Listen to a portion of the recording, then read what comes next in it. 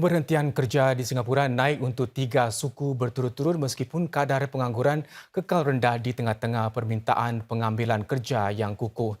Menurut perangkaan awal pasaran buruh yang dikeluarkan Kementerian Tenaga Manusia MOM hari ini, jumlah pemberhentian kerja terus meningkat dan mencecah 4,000 pada suku pertama 2023. Bilangan itu naik daripada 2,900 yang dicatat pada suku terakhir 2022.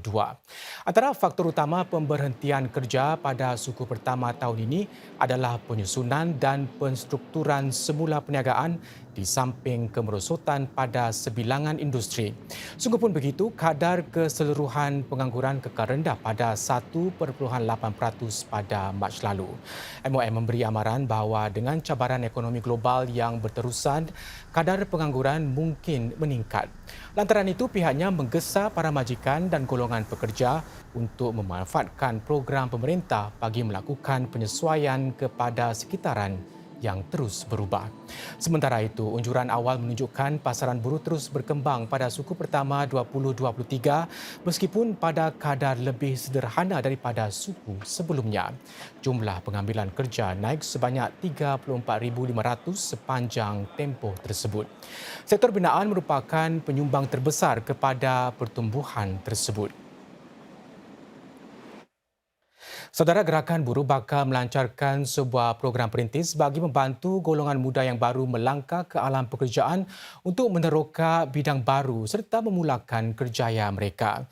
Ini ekoran maklum balas yang diterima daripada golongan belia yang mengatakan bahawa latihan amali yang bermutu dan bimbingan kerjaya adalah penting dalam membantu mereka membuat peralihan ke alam pekerjaan.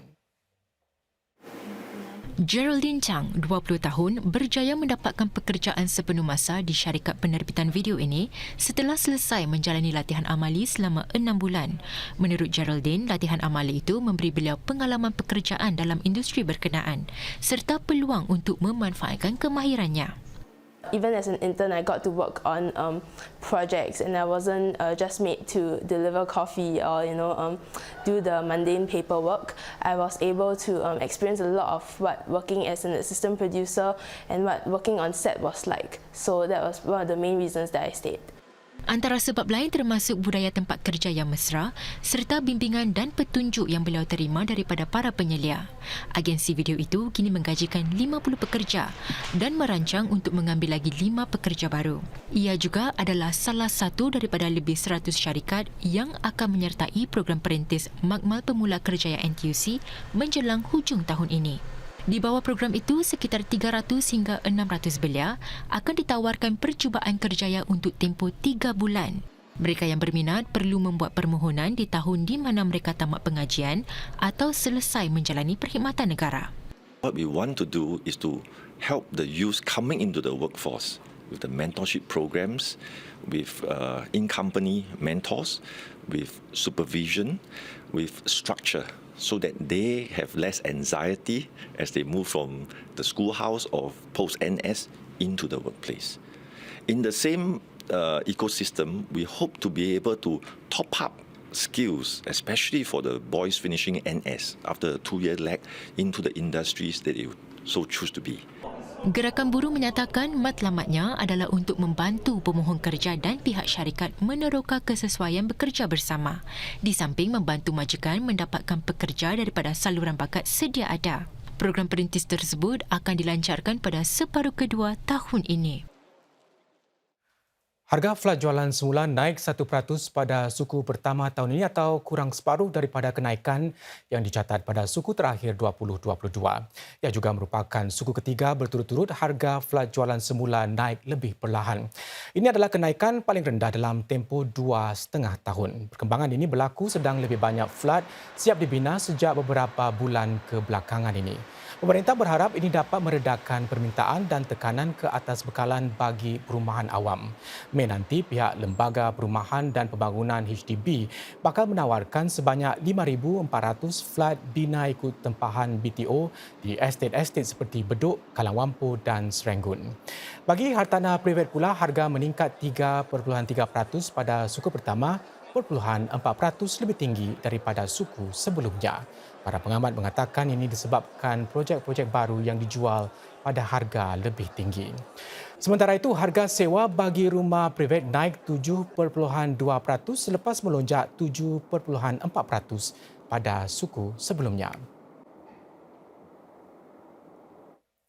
Satu laporan terbaru CBRE Research menunjukkan bahawa Hong Kong lebih berhasil menarik serta mengekalkan bakat berbanding Singapura. Ini walaupun kedua-dua hub penting itu telah melancarkan program visa terbaru untuk menarik bakat peringkat tinggi.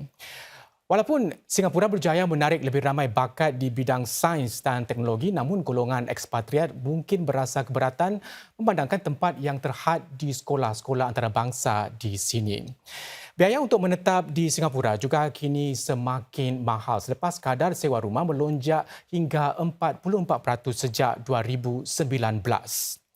Sebaliknya, kadar sewa rumah di Hong Kong telah merosot bagi tempoh yang sama. Pihak CBRE menjangkakan kadar sewa rumah di Singapura bakal mengatasi kadar bagi kawasan pinggiran kota di Hong Kong. Namun, lebih banyak syarikat tertarik untuk melabur di Singapura berbanding Hong Kong. Pembukaan lebih awal ekonomi Singapura pasca COVID-19 memberi para pelabur keyakinan untuk bertapak di sini. Kedua-dua hub penting itu juga sedang membangunkan daerah baru bagi mengalihkan kegiatan perniagaan keluar dari pusat bandar. Namun Hong Kong dapat menawarkan lebih banyak ruang pejabat pada harga yang berpatutan menjadikannya lebih menarik berbanding Singapura. Di Majlis Perjumpaan Hari Raya Menteri sedang berlangsung di Pusat Expo dan Convention Marina Bay Sands. Ia dihadiri kira-kira 500 pemimpin masyarakat, asatiza, rakan kongsi dan orang kenamaan asing. Turut hadir ialah Timbalan Perdana Menteri Lawrence Wong dan Menteri Kanan merangkap Menteri Penyelaras bagi Keselamatan Negara Teo Chee Hean. Di acara itu, Menteri Bertanggungjawab bagi Ehwal Masyarakat Islam Masagos Zulkifli menyampaikan ucapan bertemakan masyarakat penyumbang berkukuh negara.